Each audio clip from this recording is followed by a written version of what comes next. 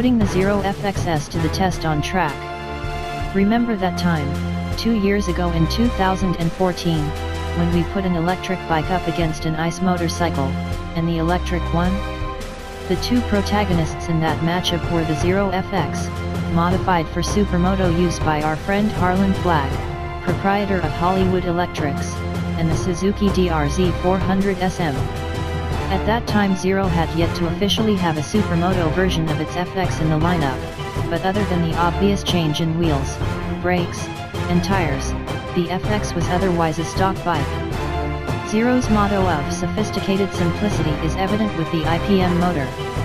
Instead of resorting to liquid cooling like some of its competitors, Zero instead chose a path that didn't require extra hardware like pumps, hoses, or even fluids. Full throttle blasts require maximum output from both the batteries and the motor, generating heat. After a few laps the heat would take its toll on the FXS, but the drop in performance is much less pronounced than before.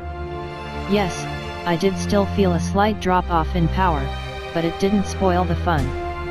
In fact, on our hot test day, I overheated before the bike did. If I were to assign percentages to the level of drop-off, if the previous surface mount motors cut back to 50% power to manage overheating, then the IPM motor only drops to 80%.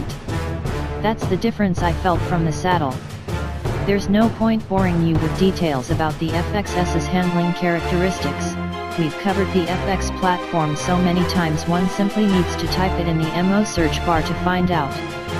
The purposes of this test centers around the IPM motor, its power, and how it copes with heat. However, here are some key points to keep in mind.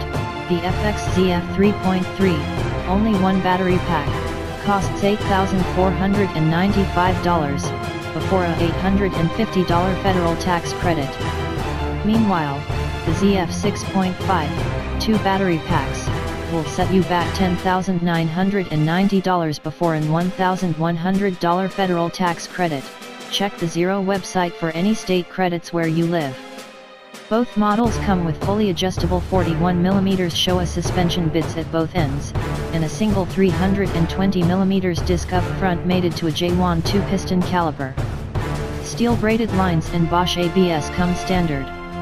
Despite the new motor, power output hasn't changed with the IPM.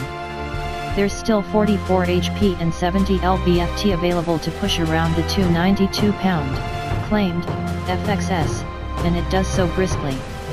Acceleration is the strong suit for the Zero line, and my butt dyno estimates you'd have to have a well-sorted and built 450 to match the eagerness to which the FXS darts forward.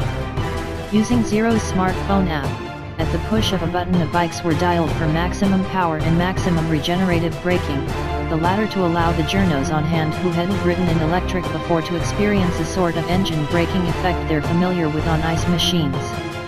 Simply put, I'm impressed with the Z-Force IPM motor.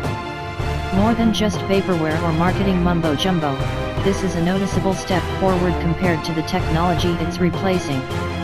As far as performance killers go, heat is the #1 enemy for both ICE and electric propulsion, and although Zero hasn't completely tamed the beast, it has reined him in significantly with the IPM motor.